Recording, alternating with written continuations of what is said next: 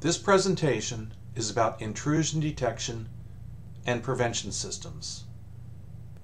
It is intended to accompany the course CGS 4932.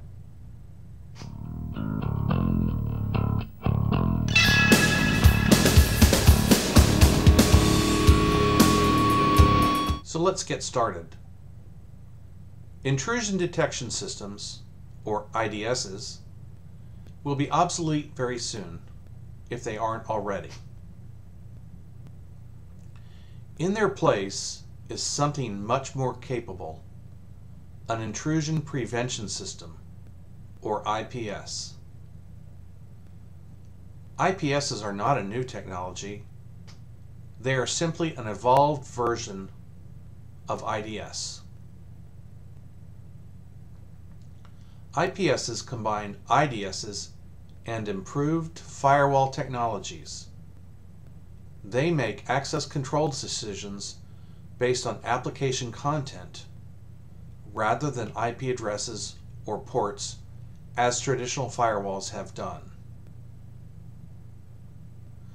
Because IDS and IPS technologies offer many of the same capabilities, administrators can usually disable prevention features in IPS products, causing them to function as IDSs.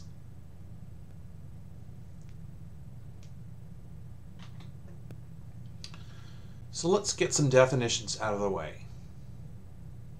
Intrusions. These are attempts to compromise the confidentiality, integrity, availability, or to bypass the security mechanisms of a computer system or network. In other words, to gain illegal access. Intrusions have many causes, such as malware, which includes worms, spyware, and so forth. With these, attackers gaining unauthorized access to systems from the internet and unauthorized users of systems who misuse their privileges or attempt to gain additional privileges for which they are not authorized. Although many intrusions are malicious in nature, many others are not. For example, a person might mistype the address of a computer and accidentally attempt to connect to a different system without authorization.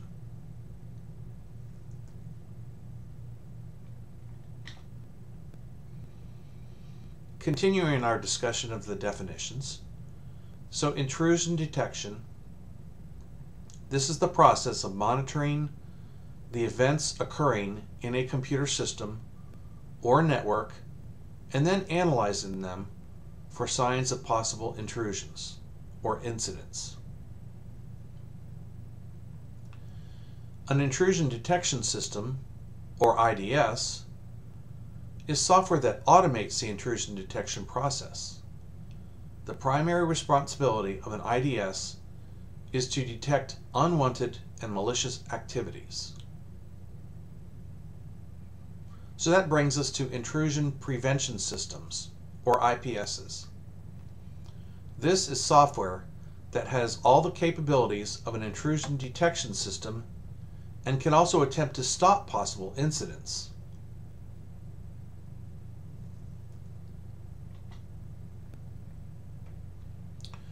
Why intrusion detection prevention systems should be used? Well, for starters, it's a dire fact that while every enterprise has a firewall, most still suffer from network security problems. IT professionals are acutely aware of the need for additional protective technologies, and network equipment vendors are anxious to fill in the gap. Intrusion prevention systems have been promoted as cost-effective ways to block malicious traffic, to detect and contain worm and virus threats, to serve as a network monitoring point, to assist in compliance requirements, and to act as a network sanitizing agent. So let's continue with this thread, why intrusion detection prevention systems should be used. Let's start with IDPSs, our primary focus. These are used to identify possible incidents, logging information about them, attempting to stop them, and reporting them to security administrators. Identifying problems with security policies,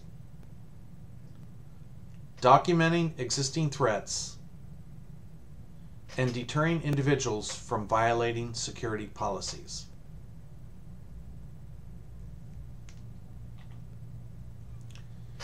In addition, all types of IDPSs perform the following: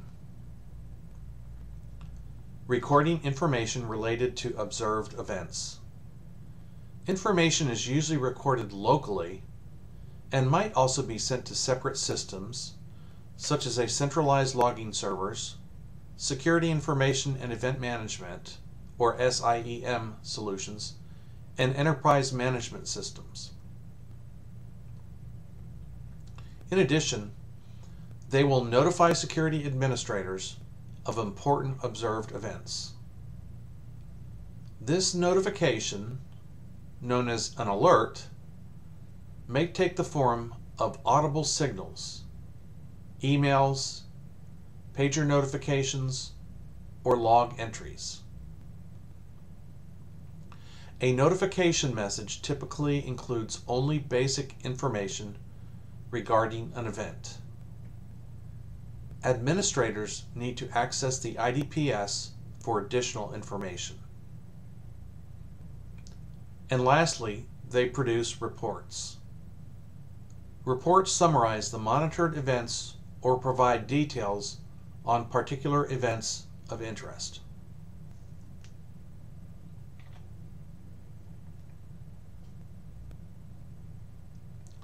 An IDPS might also alter the settings for when certain alerts are triggered, or what priority should be assigned to subsequent alerts after a particular threat is detected. IPSs respond to a detected threat by attempting to prevent it from succeeding. They use several response techniques. The IPS stops the attack itself, and here are some examples. They can terminate the network connection or user session that is being used for the attack. They can block access to the target, or possibly other likely targets, from the offending user account, IP address, or other attacker attribute. They can block all access to the targeted host, service, application, or other resource.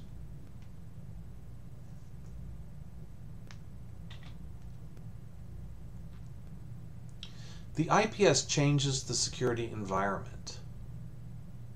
The IPS could change the configuration of other security controls to disrupt an attack, such as reconfiguring a network device, maybe a firewall or a router or a switch, and this may block access from the attacker or to the target and alter a host-based firewall on a target to block incoming attacks. Some IPSs can even cause patches to be applied to a host if the IPS detects that the host has vulnerabilities. The IPS changes the attack's content. Some IPS technologies can remove or replace malicious portions of an attack to make it benign. An example is an IPS removing an infected file attachment from an email and then permitting the cleaned email to reach its recipient.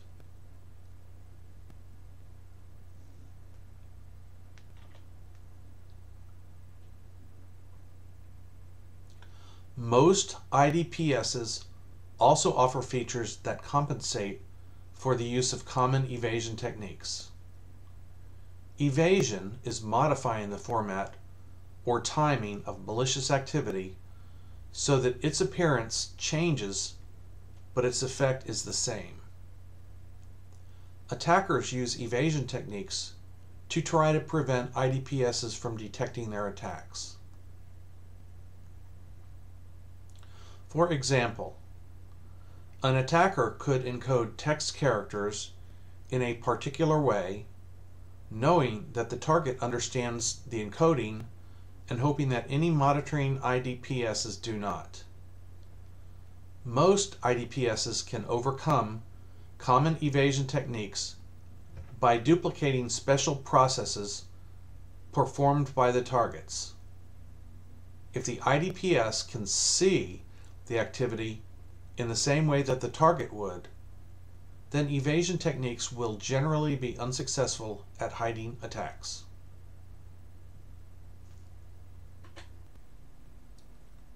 There are a number of classes of detection methodologies, so we're going to talk about the most common ones here. The first is signature-based. This compares known threat signatures to observed events to identify incidents. This can be very effective at detecting known threats, but is largely ineffective at detecting unknown threats and many variants on known threats. Signature-based detection cannot track and understand the state of complex communications, so it cannot detect most attacks that compromise multiple events. So here are some examples. A telnet attempt with a username of root, which is a violation of an organization's security policy. An email with a subject of free pictures and an attachment file name of freepics.exe, which are characteristics of a known form of malware.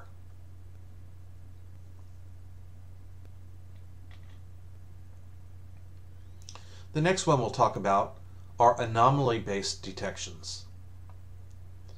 This is a sample network activity to compare to traffic that is known to be normal. When measured activity is outside baseline parameters or clipping level, IDPS will trigger an alert. Anomaly-based detection can detect new types of attacks. This requires much more overhead and processing capacity than signature-based. It may also generate false positives.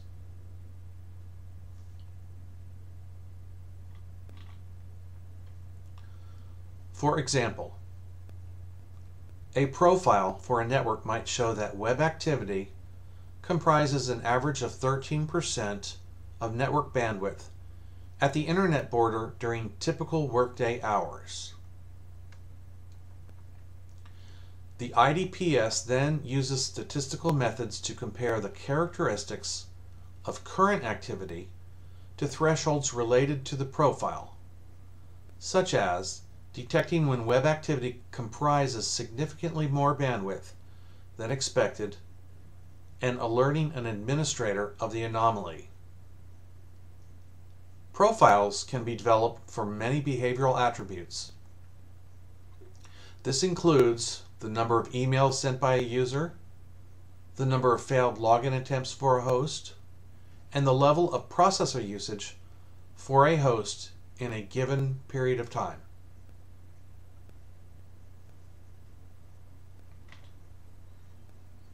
The next is a stateful protocol analysis. A key development in IDPS technologies was the use of protocol analyzers. Protocol analyzers can natively decode application layer network protocols, such as HTTP or FTP.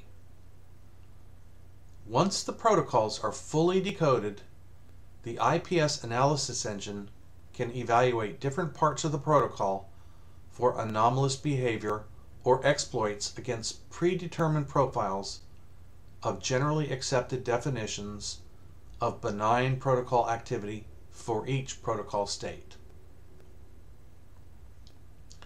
Problems with this type include that it is often very difficult or impossible to develop completely accurate models of protocols.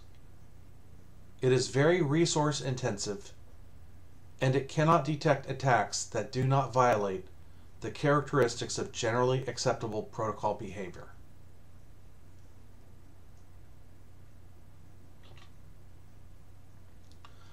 For example, the existence of a large binary file in the user agent field of an HTTP request would be very unusual and likely an intrusion. A protocol analyzer could detect this anomalous behavior and instruct the IPS engine to drop the offending packets. IDPS technologies cannot provide completely accurate detection. When an IDPS incorrectly identifies benign activity as being malicious, this is called a false positive. When an IDPS fails to identify malicious activity, this is called a false negative. It is not possible to eliminate all false positives and negatives. In most cases, increases the occurrences of the other.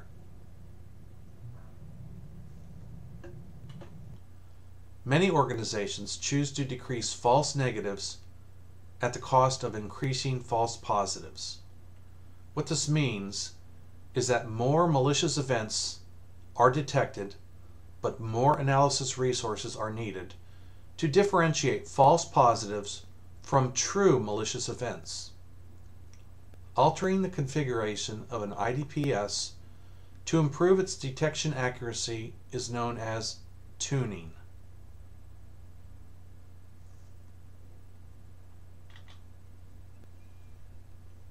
Now let's talk about the types of IDPSs.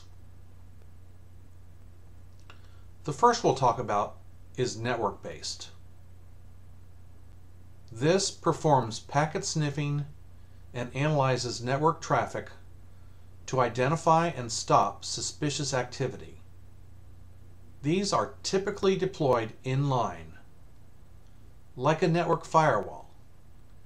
They receive packets, analyze them, decide whether they should be permitted, and allow acceptable packets to pass through.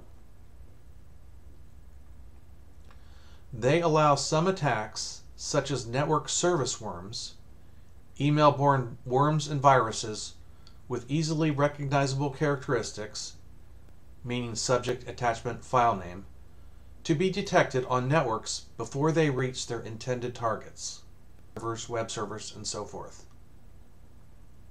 Most products use a combination of attack signatures and analysis of network and application protocols.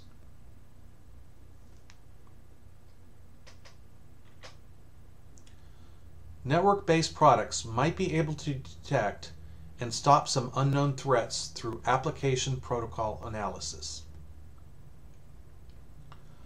Some products allow administrators to create and deploy attack signatures for many major new malware threats in a matter of minutes.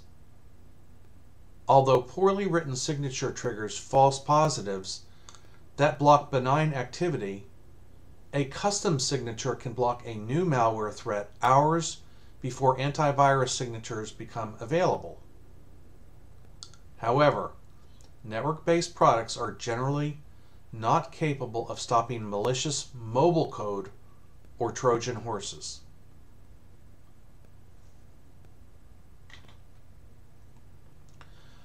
Now let's talk about placement of network IDPSs. So here are some deployment options. You can put them outside a firewall. You can put them just inside the firewall. And this is a combination of both.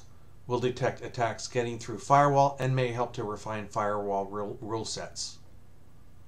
You can place them behind remote access servers. between business units, between corporate network and partner networks. Sensors may need to be placed in all switch network segments.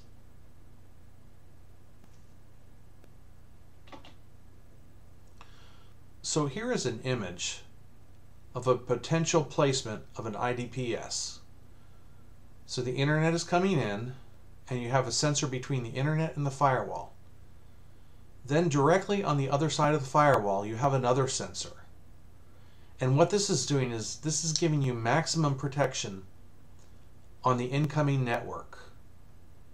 So even before the firewall gets a chance, there is a potential that malicious packets will be stopped.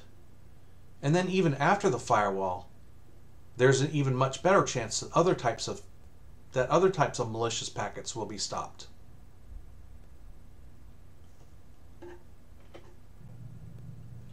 So now let's continue with our discussion of the types of IDPSs. The second one we're going to talk about right now are host-based IDPSs. These are similar in principle and purpose to network-based, except that a host-based product monitors the characteristics of a single host and the events occurring within that host. This includes monitoring network traffic only for that host, system logs, running processes, file access and modification, and system and application configuration changes. They often use a combination of attack signatures and knowledge of expected or typical behavior to identify known and unknown attacks on systems. If a host-based product monitors the host's network traffic, it offers detection capabilities similar to a network-based system.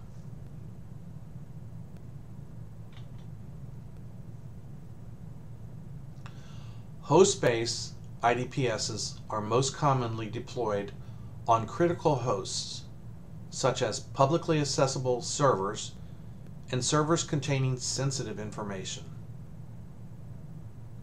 For example, it can monitor attempted changes to files.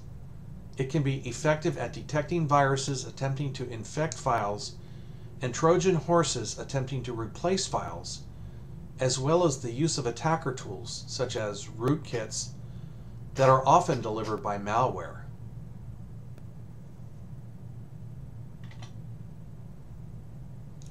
Now let's talk about the placement of host IDPSs. So here are the key deployment options. First, key servers that contain mission-critical and sensitive information.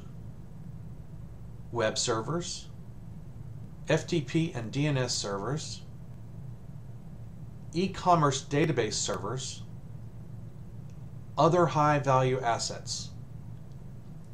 They may also be placed randomly to obtain probabilistic measure of hosts becoming compromised.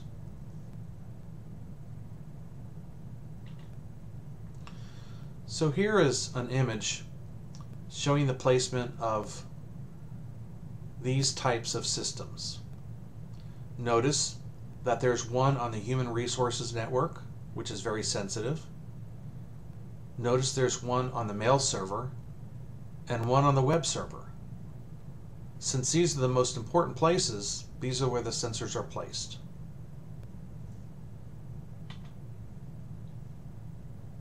So now let's talk about the third type of IDPS, a network behavior analysis IDPS. This examines network traffic to identify threats that generate unusual traffic flows, such as denial of service and distributed denial of service attacks. It also includes certain forms of malware, such as worms, backdoors. It includes policy violations, such as a client system providing network services to other systems.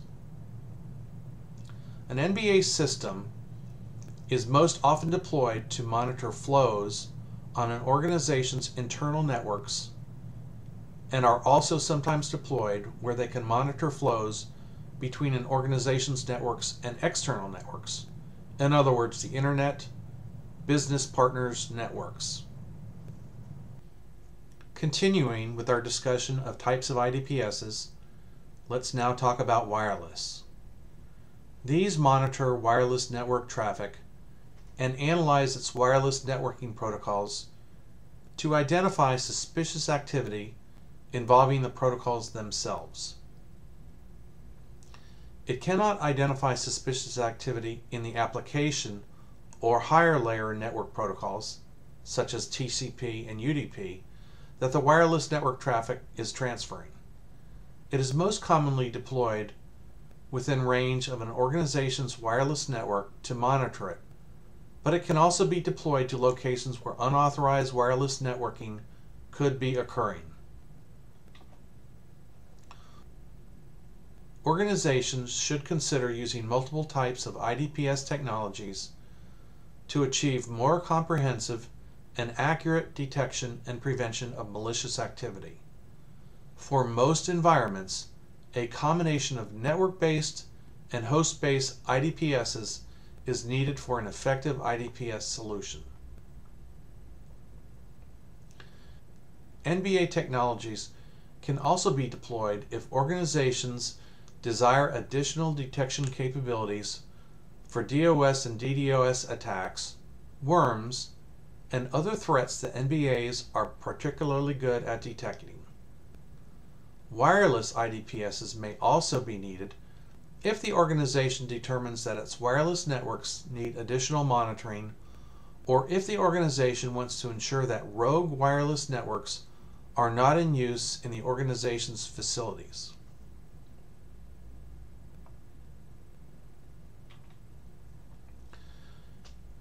Before evaluating IDPS products, organizations need to understand the characteristics of their system and network environments so that a compatible IDPS can be selected that can monitor the events of interest on the system and/or networks. Organizations should articulate the goals and objectives they wish to attain by using an IDPS, such as stopping common attacks, identifying misconfigured wireless network devices, and detecting misuse of the organization's system and network resources. Organizations should also review their existing security policies, which serve as a specification for many of the features that the IDPS products need to provide.